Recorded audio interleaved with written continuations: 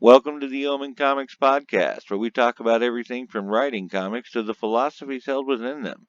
My name is Michael Nunneley, the creator of the Omenverse, and with me, as always, is my friend Steve Sellers, the creator of the Blitzverse. Today, going with the theme of starting something new, going with the new year, we're going to be talking about creating characters and plot elements and, how to build a universe out of that. Yeah, and we're also kind of be looking a little bit as far as how to develop a series, within that, and also looking a little bit at sort of developing ideas within a universe as opposed to also like creating the universe, like how all the different pieces should fit together. Right, there are definitely a couple of different aspects of creation that most writers would go through, and that's definitely starting from scratch and working with other people's stuff. Yeah, and they're both different processes, but and I think like every creator to a certain extent has to know how to do both. Very good point. One of the things I like to do that helps me to be able to build stories is that I think about characters and certain plot elements all the time. I do a lot of kind of daydreaming, in essence, when I get inspired by things. I heard a guy say once that you should emulate and not imitate. That's definitely true, and I would say Neil Gaiman at one point talked about a similar process, where the idea is just to take whatever things seem mundane around you and then trying to find a story in it. And I would say that there's certainly quite a bit of that within the Omenverse. One description I like to use for that is the idea of a funhouse mirror that, fiction of various kinds and, in comics as well. The idea is that you're taking this thing that, may exist and then trying to kind of warp it into this exaggerated thing, that doesn't, seem true, but at the heart, there is a bit of truth to it. Right, and I'd like to point out that there are those that might call this creative process of inspiration almost they might label it as perhaps stealing or in something along those lines. And I would like to say that there, as the saying goes, there is nothing new under the sun. Right. Pretty much everything that can be done has been done, and we're just writers are basically just looking for new ways to talk about the things we're going through. Yeah, the idea is kind of like Mozart's variations on a theme. There are not going to be many new themes that you're going to find. Now, if you can copyright it and sell it immediately, but yes. But in most cases, what you're going to do is you're going to look at, okay, what's been done and how can I find my own spin on it? How can I find my own take on it? So if you look at, Michael Nero, for instance, his foundation is in Sherlock Holmes. I mean, he's been around for over 100 years, but the way that we've taken it, I hope, will come across as being distinct because he has that magical approach, because he has these abilities that the actual Sherlock Holmes doesn't have, because he faces problems that the real Sherlock doesn't have. And so, that opens possibilities and that allows you to tell different kinds of stories than that maybe you wouldn't be able to with the original article. But but if you look at it, even, other kinds of movies or games or comics or anything like that, you'll find familiar things in them if you look hard enough. But generally, if it's done right, the influences are hidden better, and they're usually enough that is substantial and unique in the take, yes, that the rest is forgivable. And to help me do that, I often try to when I'm creating characters and thinking about different plot points, I tend to come up with them individually. You know, like one day I kind of daydream about a topic. I'll Hmm. get a couple of the characters I created were inspired by watching a few documentaries on serial killers. Hmm. I got inspired by the idea that to in most of their the cases of these serial killers, they while what they were doing was of course an atrocity, Hmm. uh, their motives, like seeing things from their perspective, made it made it a little different. Like Hmm. you viewed it just a little bit different. Like for instance, it the difference between knowing that a sane person is doing something and somebody doing something when an insane person is doing something, Right. you view it differently. And so I explored that element, and I was thinking about, well, the general concept of you know another person will not try to hurt another person unless they themselves are hurting. Hmm. And so I wanted to explore that particular plot element, and that's how I created the character Patrick O'Leary. Yeah. It was you saw that one coming, huh? I'm not really surprised. And actually, I was thinking as you were mentioning that about Ed Gein, the serial killer, and Yes, how he's inspired like so many different fictional serial killers and psychotics. yes, And there was actually, I was actually like watching a video about Red Dead Redemption 2, where there's actually a side quest where there is an old west version of Ed Gein. So ah, even though this particular figure has been is kind of notorious, there are so many different versions of him, whether it's Norman Bates, or whether it's Hannibal Lecter, or the old west version. There's a twist to them that makes them all distinctive, that the author brings to that, and you might not necessarily think to connect them beyond the influence, but it's definitely there. And I think the same is probably also true of O'Leary. yes. I was actually the what is it, the House of a Thousand Corpses and the Devil's Rejects. Yeah. That family was based on Ed Gein. Yeah. Like with the Texas Chainsaw Massacre family, that kind of stuff. Uh, Yes. Yes. yes, and one of the elements I took from, and this I tell this story to explain what I do with inspiration, how that works for me. When you're watching The Devil's Rejects, until Freebird starts playing at the very end of that movie, you don't realize you've been voting for the bad guys. Hmm. Like Yeah. this whole time you've been going, yeah, yeah, yeah. And you're like, wait a minute, I'm voting for complete psychopaths. Yeah, and that's very often true, because we see the perspective of this particular character, or this particular character is just so interesting, and so fascinating, that it's almost like a train wreck fascination, where you're kind of like, okay, yeah, I'm kind of interested in that. Or sometimes it's just that I really hate these particular characters that this guy is killing, so it's like, yeah, well, let's just root for him to go and stab all these people. Yeah. Right? Or I so. I wanted to do that with a character, and that's Mhm. actually, and this might be given away a little bit, but that's actually one of my goals with the character of Patrick O'Leary. I Mhm. want them to suddenly realize, the reader, that they've been rooting for a psychopath for several issues now. Yeah. I would say that's definitely a chicken that will come home to roost Yeah. this year, hopefully.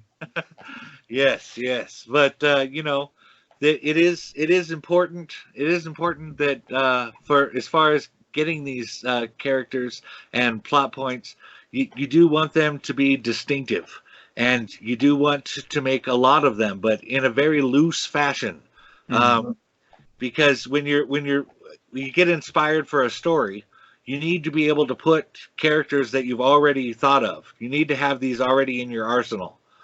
And you need to be able to have those so that you can put them into a story without ruining their personality or whatever, without destroying the concept of the character, but you fit them into the story you want to write. Yeah, and you also want to give them room to run. So, you want to allow for the happy accidents that the readers really take notice of. And, that's that one scene where, they do this thing you won't expect. And it's something that kind of, crystallizes the character both for you and the audience. Yes. Yes, those elements are absolutely essential to telling a good story, but they don't come across without putting a lot of thought into the story. That is true. I had a college professor that told me she was a writing professor I had that told me that there was nothing wrong with writing multiple drafts. In fact, the more thought you put into the work, not only will the work itself be better, but other people will be able to get more out of it. A story is always better when there's more than a surface thing going on. Yeah, and I think with that, a lot of it is just, being able to design things so that there are a lot of things under the hood. Even if you're not necessarily going to see them on the page, the reader should be able to tell that there is a deeper life to it. If you look at something like Lord of the Rings, I mean, you can tell that Tolkien put a lot of work into his characters, into Middle Earth, what's going on in Mordor, everything that happened in the last 3 ages of man. Right? Every character, you feel all this depth of history. Yeah, I mean, you can tell that all this stuff is going on, and you know that because, I mean, how many books is they basically have put out posthumously, which is basically nothing but world notes. Right? I mean, dressed up world notes. I mean, they're good world notes, but but that just gives you the kind of thing that you want to think about, and you don't necessarily want to do it necessarily to the extent that he did. You want to make it work for you, but that's a good model for how to think about the process. That is a good example. I mean, there is so much to Middle Earth. There was so much to even the individuals in the story had so much backstory that could have been told, but Tolkien picked and chose the specific elements that actually worked for the story. Yeah, and if you look at some of the extended editions, I mean, a lot of it is just, okay, we can make a movie just about, things that were left on the cutting room floor of the novels. Yes. So, yeah, so that's what you want to do when you want to think about, the world building process. But you want to make sure also that you're picking and choosing what you need and what helps you in the story. Do we necessarily care, about like the lays of Beleriand, or do we care about Frodo's struggling with the ring that is trying to corrupt him? Do we care about Aragorn as he tries to overcome this legacy that he still to this day is dragged down by because he's afraid of making the same mistakes his ancestor made. Those are the emotional points that matter. But you also want to think in terms also of like, okay, what are the world building things that are important to me? We care about, Mount Doom. We care about, Rivendell since we're going there. We care about the mines of Moria and, because we're going to be dealing with the Balrog. Those are the things you kind of want to think about, but you don't necessarily, when you're thinking about those things, care as much about what happened in the first age. What you care about are the things in the back of your mind that affect the scene as you're writing it at the moment, and what you need for the story that you're telling right now. But the other stuff informs it. So it's all a part of your mind, and and you know it so well that it feels like you're part of a larger world, even if you're not necessarily directly referencing it all. Right, and that, I mean, you really hit me where I live bringing up Tolkien. Yeah, it's one of my favorites. Yeah, I mean, reading Tolkien was I didn't initially know I wanted to be a comic writer, but I Hmm. did know I wanted to be a writer, and it was because of Tolkien. Hmm. I grew to appreciate his ability to combine uh, like in his dialogue and in his build up and stuff. He would combine these building elements with these historical elements and make them prudent to what was happening at the moment. Yeah, I mean, and all of it was modern legend. I mean, British legend. Right. That these little pieces of myth that come together that forms a larger narrative and a cultural history. I definitely went through. I went through a lot building the Omen verse specifically. Hmm. Uh, Talking about Yeah. Speaking of long histories. yes, yeah. When I at, this probably makes more my notes on the original notes on the Omen verse probably make more sense now that you know I'm a Tolkien fanatic. Yeah, yeah. um, Yeah, it does add up. Yeah. um, I I really wanted to build a whole world, and I wanted it to have this unique feel to it and be distinctive. You know, Mm. that was a goal I had, but um, the actual building of it started with something uh, like I'd heard several stories on the news and watched a few videos on YouTube about a tetrad that happened about 5 6 years ago. Mm. And for those that don't know what that is, that means that about every 6 months we had a blood moon, and there was four of those in a row. Um, Typically, in a biblical sense, that tends to be a sign that something really great is going to happen, and often that really great thing is very terrible. Yeah. Sign of great change. Yes.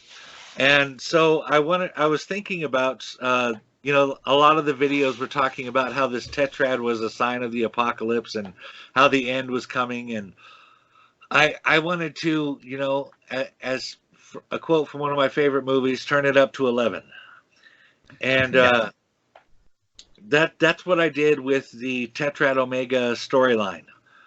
And that was I took the apocalypse and I amped it up as high as it could go, and I made it pretty much all come down at once. And I like I was talking about before when we were talking about generating characters and plot points. Um, I had most of these characters already in my arsenal, already ready. And what I did was I kind of started at the end, you know, like looking at the results of the apocalypse, and started looking at individuals that were in the wreckage and how they got there. And um, I like to say I was walking through the wreckage of the battlefield, and I would extrapolate stories from what I found laying on the ground. Um, I was trying to make a really great and horrible end have a beginning that would fit, that would measure up Hmm. to an end like that. And Hmm. so, like I do in a lot of cases, I started at the end of the story. Yeah, I mean, and that's a definitely approach that works for a lot of writers. Now, for me coming in, it was more like I already had a lot of the pieces of the puzzle because you sent me like a ton of files, and really for me it was like, okay, the thing that kind of I found attractive about Druid and Nero, is just the element of the Sherlock Holmes thing, but with a twist.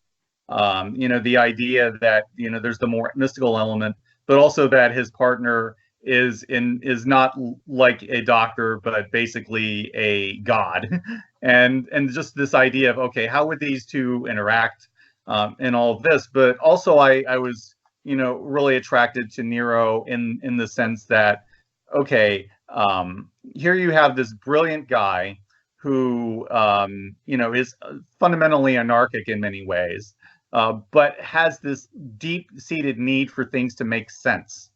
And once I kind of worked on that, and I saw like, okay, this guy is an arrogant, you know what, who loves showing off how smart he thinks he is. Um, I kind of like, okay, we're going to kind of work with that. But also, it's like, how cool is it, to have a main character who can do these things? So for me, what I wanted to do was I wanted to honor basically what you had given me, because I think that's always important. You want to be able to respect what the other person is bringing to the table. If you're doing work for hire, as I do. How did So a you lot. how did you do that specifically? Like what did you try to do to kind of keep yourself in line there, I guess? Well, I mean, I kind of look back at your notes and what you've been telling me, about him, and just kind of keep those elements in my mind. I think it was good to have a lot of the notes that you gave me, and I really worked a lot with those notes. Now, there were a few things that deviated, but we talked about those things. Um, but ultimately, like that was kind of like the starting point. And beyond that, it's like a lot of the other things that I built around it was with the idea of kind of fleshing out Nero's portion of the Omen verse. So, characters like Bloody Shane, characters like Cullen, who you'll see sometime this year, I hope. Those are the kind of characters, with the idea of bringing something else out of Nero than Lou would do by himself, for instance. So, when you're talking about adding things, you want to add new dynamics. You want to, add different kinds of elements, but kind of honor, like, the structure of what you're working with. So it's kind of it's kind of like almost an open range kind of a thing, but there's like fences. Yeah, I mean, and good fences make good neighbors, in the words of Robert Frost. Right. You want to have the rules there, um, partially because you want to kind of make everything feel true to the established foundation, but also to challenge yourself. And I think if you kind of look at, maybe that's not the best example, but I think if you kind of look at certain series that have really well defined rules for how they work, how powers work, and abilities work, and how the maybe set like rules for magic work. When they're well defined and you're working within them, it makes you better because you have to think within solving problems within those rules. And that's more of a challenge, but when it works, it's more satisfying. That's Right. how I look at it. I agree. I think like an example I would use is when I was growing up, Superman was basically whatever the situation called for. That's the power he had that week. Yeah, and So he was always getting new powers to make it so that he could solve a problem. And what you're talking about, and this is where, and I actually think this is better, is instead of coming up with new tools to solve the problem, you have to solve the problems with the tools you have. yeah, and you can find clever, creative ways to work with those things, both on a character level and in terms of abilities. I mean, it, like, okay, if you have the ability to generate flame, okay, you can then think about, okay, how does that extend to the control of the light you're generating? How does it affect the amount of heat you're generating? What can you do with those things? Can you fly like the Human Torch? How can you focus that heat so that it does certain things? What is the real world consequences of those things? So you want to be able to think about those kinds of questions. One of my favorite things like that was actually dealing with I cannot remember the person he was actually doing this to, but Green Lantern came across a fire user one time, and she was blasting him with everything he got. He just put her in a bubble. Yeah. She burned out her oxygen, and suddenly her fire powers didn't work anymore. Yeah. There's elements like that. Yeah, exactly. Yeah, and it also, yeah, it's the same with weaknesses as well. And and also, and that's not to say that you can't play a little bit with the foundations too. Speaking of Green Lantern, the idea that the power base that the weakness basically was an impurity that came from parallax. Right. That opened a lot of interesting doors, because now it becomes okay. It's not just a convenient backstop. It's one of those things. It's like, okay, you have to find this courage to overcome the impurity, Yes. and that I think is thematically better, and I think it also is an element where you can think about, okay, how does the impurity work exactly now, and those kinds of things open doors. And plus, they had to do something about the fact that they could be taken over with a number 2 pencil. Yeah. Or at least the original one could. And it's like, as much as I love Cosmic Odyssey, the whole idea that you could stop Jon Stewart by, painting the thing yellow. Right. Yeah, it's just, I mean, it was creative back then, and it worked for that story, but it's just one of those things you look at it in a modern context and you're like, oh my God, why did they do it like that? Right. I think if I remember, correct me if I'm wrong, but originally it was yellow because of the phrase of associating the color yellow with being afraid. I don't know if it was originally. I can't remember. I'm pretty sure that has been used thematically since then, though. And I just think it makes sense. It just really works, much like red for rage and whatnot. Totally. I always think of whenever I think of yellow like that, I think of the scene from Back to the Future 3, where a guy calls Marty yellow. Nobody calls me yellow. Yeah. Great film. Right. Gotta love those. Mm-hmm. Well, I think that about covers it. That's pretty much what goes into creating comics, and along with this theme of new beginnings in the new year. This is we thought you might enjoy this as a way of maybe figuring out how to put together some of your new beginnings for your characters and stuff. I know a lot of you guys have works in progress and stuff, and hopefully this stuff helped you out. Yeah, I mean, it's always going to be your own journey, but hopefully, like the way that we've done it will be helpful to you as you think about your own processes. Very good. You guys have a good one. Thanks for joining us. Yeah. Thank you for listening to the Omen Comics podcast. This has been Steve Sellers and Michael Nunneley here with Omen Comics. And we encourage you to look into all our Omenverse titles, wherever they might be sold, including Comixology, Amazon, Draw Me and Comics, and elsewhere. If you like our content, please like, subscribe, hit the magic bell for notifications. And until next time, we'll see you in the Omenverse.